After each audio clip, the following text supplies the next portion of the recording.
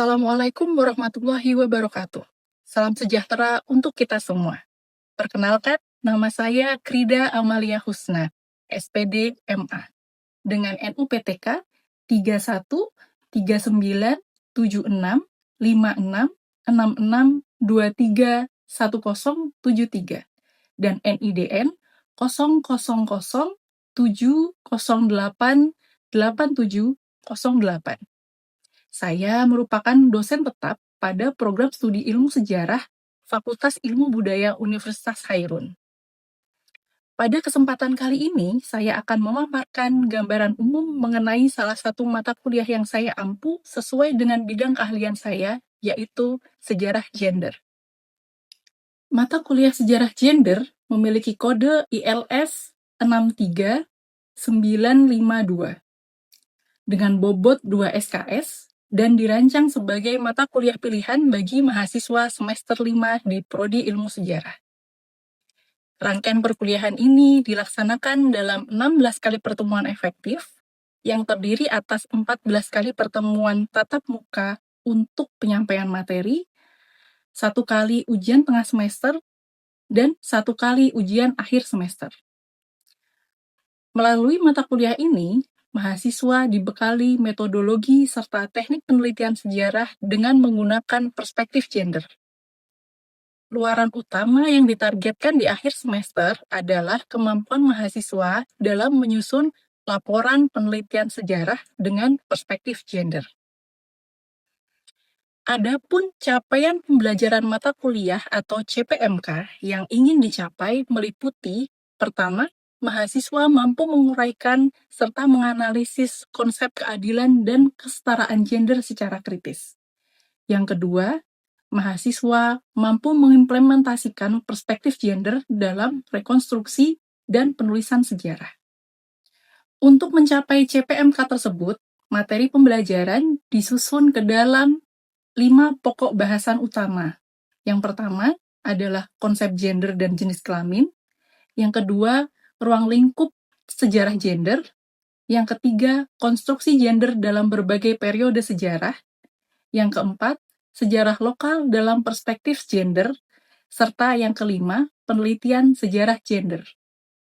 Pelaksanaan pembelajaran pada mata kuliah ini menerapkan delivery, interaction, dan assessment. Pertama, delivery atau penyampaian materi. Pada tahap ini, bahan ajar dapat diakses secara mandiri oleh mahasiswa melalui virtual class Universitas Hairun. Materi juga dipaparkan secara langsung di kelas melalui presentasi interaktif, penayangan video, serta kuis interaktif. Kedua, interaction atau interaksi. Di kelas, kami membangun komunikasi 2 arah yang aktif melalui sesi diskusi, tanya-jawab, kerja kelompok, dan refleksi bersama. Ketiga, assessment atau penilaian. Evaluasi dilakukan secara berkesinambungan, mencakup penilaian formatif yang mengukur proses belajar, partisipasi, melalui kuis, tugas individu maupun kelompok, serta keaktifan dan sikap. Serta penilaian sumatif melalui ujian tengah semester dan ujian akhir semester. Model pembelajaran utama yang diterapkan adalah project-based learning dan dilaksanakan dengan metode presentasi interaktif, praktek penelitian, dan kolaborasi kelompok. Untuk menjamin kebaruan dan bobot akademis, mata kuliah ini menggunakan referensi pembelajaran dari berbagai rujukan yang terpercaya dari para ahli sejarah dan artikel jurnal bereputasi. Selanjutnya, kita akan menyaksikan proses simulasi pembelajaran mata kuliah sejarah gender untuk pertemuan kedua dengan fokus pembahasan peran dan diskriminasi gender. Selamat menyaksikan. Assalamualaikum warahmatullahi wabarakatuh. Waalaikumsalam warahmatullahi wabarakatuh. Oke, gimana kabarnya teman-teman semuanya? Alhamdulillah baik. Siap belajar semuanya? Siap. Sehat semuanya kan? Sehat. Sudah nyaman duduknya? Sudah. Oke. Sudah cukup terang? Sudah. Oke, baik. Siap. Sebelum kita mulai mata kuliah kita hari ini, mata kuliah kita apa? Sejarah hidup. Alhamdulillah masih ingat. Sebelum kita mulai, kita bisa dulu dengan doa. Berdoa menurut agama dan percayaan masing-masing, dipersilakan. Amin, terima kasih. Oke, kemarin kita di pertemuan pertama mempelajari materi apa, kalian masih ingat tidak? Gender Ibu. Gender, apanya? Pengertian gender. Pengertian gender apa? Ada yang masih ingat pengertian? Ya, gimana? Gender berasal dari kata genus atau jenis, tipe. Gender adalah pembedaan laki-laki dan perempuan dalam peran, atribut, sifat, sikap, dan perilaku yang tumbuh dan berkembang dalam masyarakat. Oke. Terus selanjutnya, itu kan tadi gender ya? Kalau jenis kelamin itu apa? Ingat ya? Oke. Kalau jenis kelamin itu dapat diidentifikasi itu berdasar alat kelamin atau berdasar kromosom. Itu dibagi menjadi dua. Perempuan itu XX, kalau laki-laki itu XY. Oke. Sudah jadi dosen kebalikan. Oke, makasih. Jadi kalau gender itu sifatnya konstruksi sosial, gitu kan? Jadi perempuan itu bagaimana, harusnya seperti apa, itu gender. Kalau laki-laki juga seperti itu. Laki-laki itu harusnya bersikap seperti apa, tugasnya apa, itu pengertian gender, pembagian tugas gender. Nah, kalau jenis kelamin itu pembedaannya berdasarkan apa yang terlihat dari fisiknya. Jadi dari kelaminnya, kalau bisa diidentifikasi atau dalam kasus tertentu, kalau tidak bisa diidentifikasi langsung dari yang terlihat, maka dilihat kromosomnya. Makanya ada kromosom XX untuk perempuan, ada kromosom XY untuk laki-laki. Nah, terus bedanya apa? Kan masih suka bingung tuh bedanya jenis kelamin sama gender. Ada yang bisa menjelaskan bedanya? Saya Bu. Oke, silakan.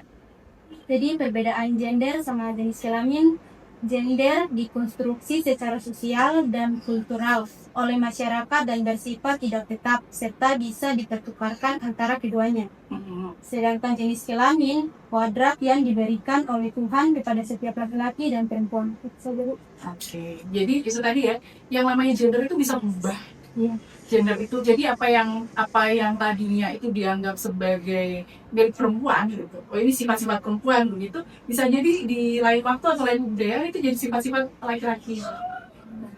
Nah, begitu juga sebaliknya. Kalau jenis kelamin itu kodrat dari Tuhan. Jadi memang kamu lahir sebagai laki-laki, kamu lahir sebagai perempuan dari sananya. Itu namanya jenis kelamin.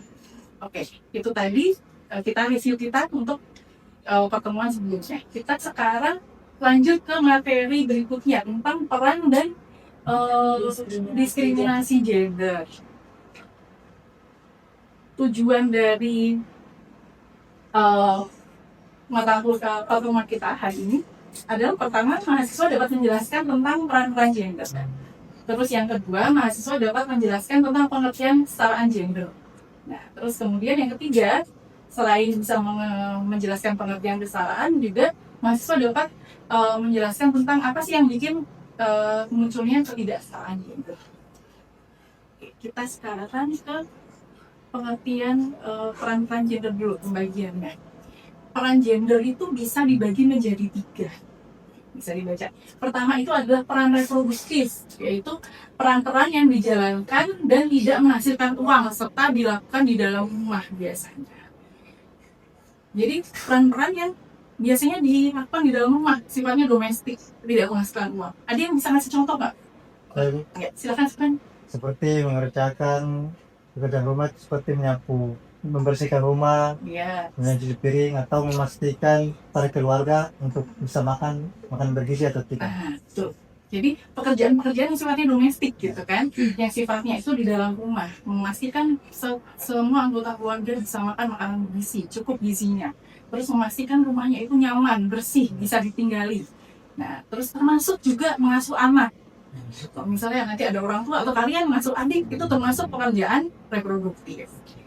Terus kemudian ada namanya peran produktif. Peran produktif itu pengertiannya adalah peran-peran yang dijalankan untuk mendapatkan uang langsung atau upah-upah lain. Jadi bisa jadi kan kita dapat upahnya tuh tidak dalam bentuk uang, tapi misalnya dalam bentuk beras kayak, atau bentuk barang gitu. Tapi itu sebagai pertukaran, jadi ditukar dengan tenaga kita atau pikiran kita. Mungkin ada yang bisa mencontohkan peran produktif itu? Siapa nih? Bisa?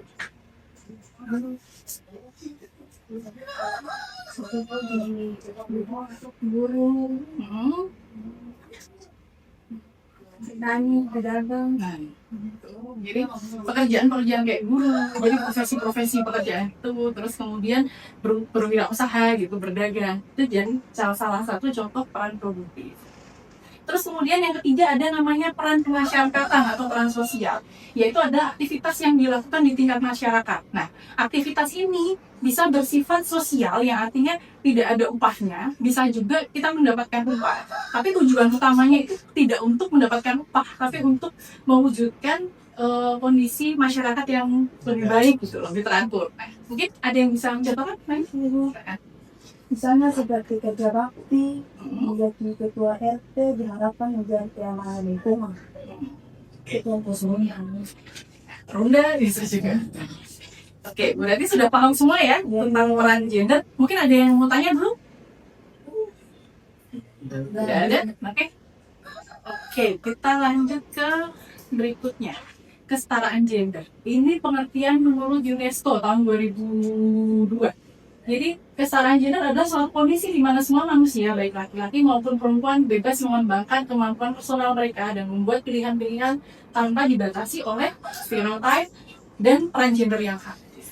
Jadi, nggak ada tadi misalnya tadi kan ada peran gender, ada peran reproduktif. Peran gender yang kaku tuh, kalau pekerjaan rumah itu pekerjaan perempuan. Kalau peran produktif itu berarti pekerjaan laki-laki. Terus itu tidak boleh digeser-geser, itu yang dimaksud dengan peran gender yang aku itu seperti itu. Nah, terus ini kan pengertian dari kesetaraan gender.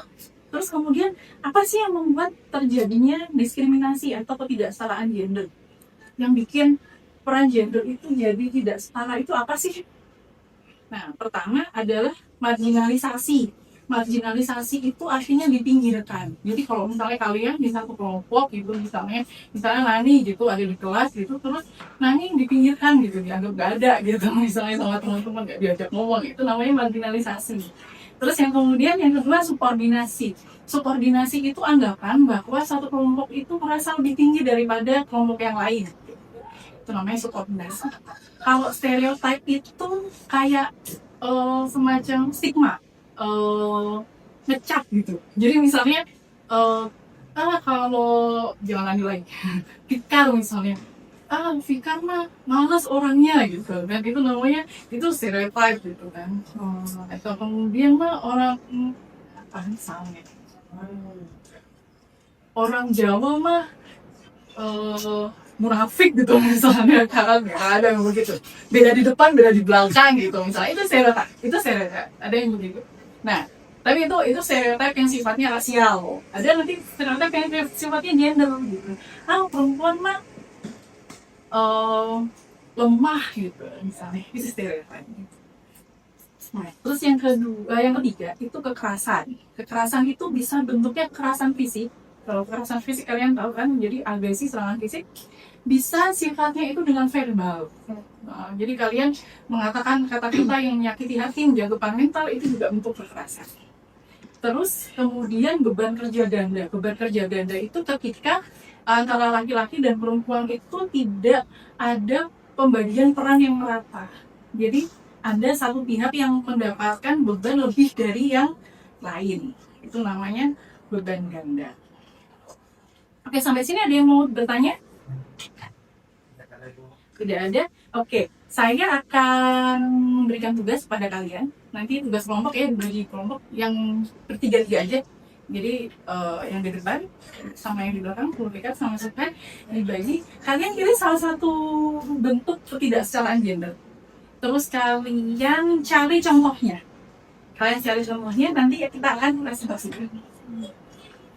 Sudah? Jelas?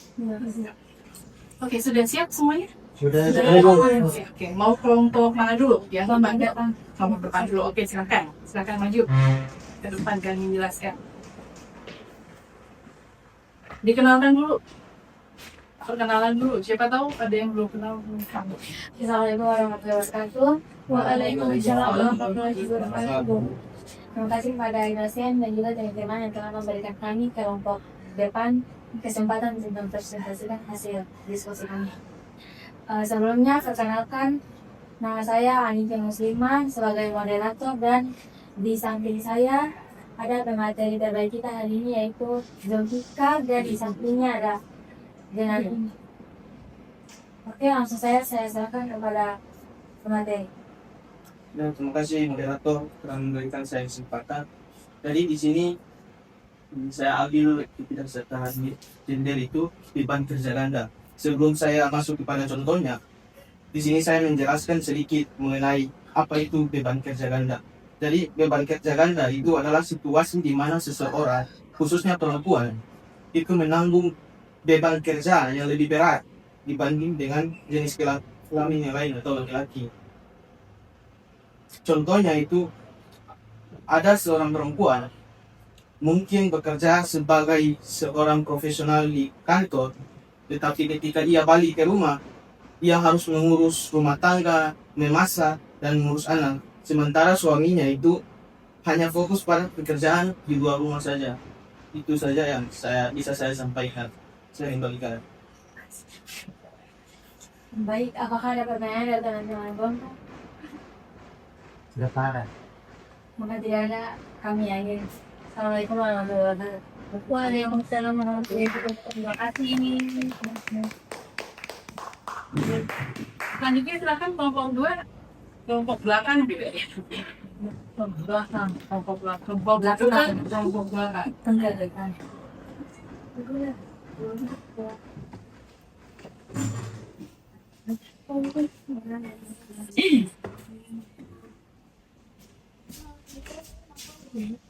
Nabila semangat. Nah, terima kasih Bu telah memberikan kesempatan.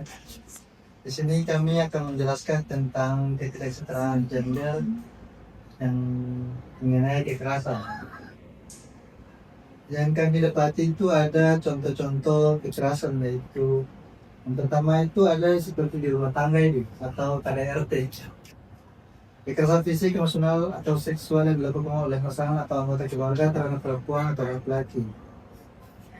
Yang kedua itu pelecehan verbal, ucapan atau menghina seseorang berdasarkan jenis kelaminnya.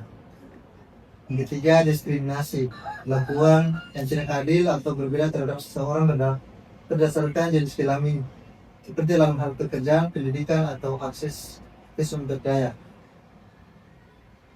Mungkin ada yang lain yang membahas? Di sini saya menjelaskan sedikit tentang kekerasan verbal. Kekerasan verbal adalah bentuk kekerasan yang dilakukan melalui kata-kata secara lisan. Contohnya seperti hinaan atau ancaman, bullying juga, tapi juga termasuk menghina. Itu saja. Kembalikan ke moderator. Mungkin itu saja. Oke, baik. Kami jelaskan. Terima Terima kasih. Oke, tadi kalian sudah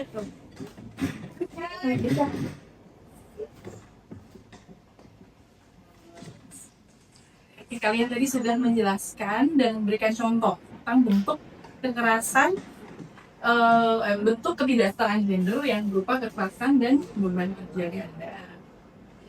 Nah, untuk selanjutnya kan ini masih ada tiga bentuk ketidaksetaraan gender atau tiga bentuk penyebab ketidaksetaraan gender. Ada marginalisasi, subordinasi, dan stereotip. Ini nanti akan jadi tugas kalian. Jadi karena ini sejarah gender ya, kita sekarang mulai ngulik ke sejarahnya. Jadi tugas kalian semuanya sudah dapat metode sejarah kan? Sudah tahu berarti ya, artinya heuristik itu apa? Heuristik penulisan sejarah. Heuristik. Heuristik itu heuristik itu pertama data-data di mana tuh pengumpulan. nah, pengumpulan kan. Kayak ada namanya sumber primer, ada primer sumber sekunder. Jadi pengumpulan sumber. Nah, sekarang tugas kalian ada melakukan pengumpulan sumber tentang apa? Tentang tidak setaraan gender dan bentuknya ini tadi marginalisasi, subordinasi, dan stereotip. Nah, kalian bisa dapat sumber-sumbernya yang mudah diakses aja dulu. Misalnya dari koran, dari media online, dari YouTube boleh, tapi harus sumber yang di masa lalu ya. Jadi peristiwa di masa lalu yang menunjukkan marginalisasi gender, subordinasi gender, dan stereotip. Jadi contoh kasusnya, nanti masing-masing mencari tiga aspek itu. Nanti boleh masing-masing satu contoh peristiwa, satu contoh kasus. Nanti kalau bentuknya itu video YouTube gitu misalnya bisa dicantumkan linknya. Kalau bentuknya berupa dari media online atau koran, kalau media online itu nanti di print halamannya, jadi biar kita bisa sama-sama lihat ininya beritanya apa. Kalau dari koran bisa difoto gitu ya. Sampai sini ada pertanyaan? Ada yang kurang jelas?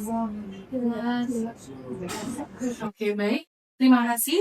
Kalau tidak ada pertanyaan, kita akhiri perkuliahan kita. Terima kasih untuk partisipasi aktifnya kawan-kawan pada pertemuan kali ini. Jangan lupa untuk tugasnya besok dikumpulkan. Jadi kalian masuk kelas kita kumpulkan dulu biar kita bisa diskusikan sama-sama sih hasilnya apa. Ya.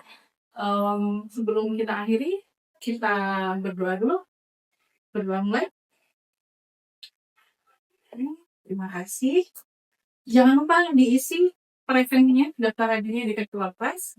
Sampai ketemu lagi di pertemuan berikutnya. Wassalamualaikum warahmatullahi wabarakatuh. Waalaikumsalam warahmatullahi wabarakatuh. Amin.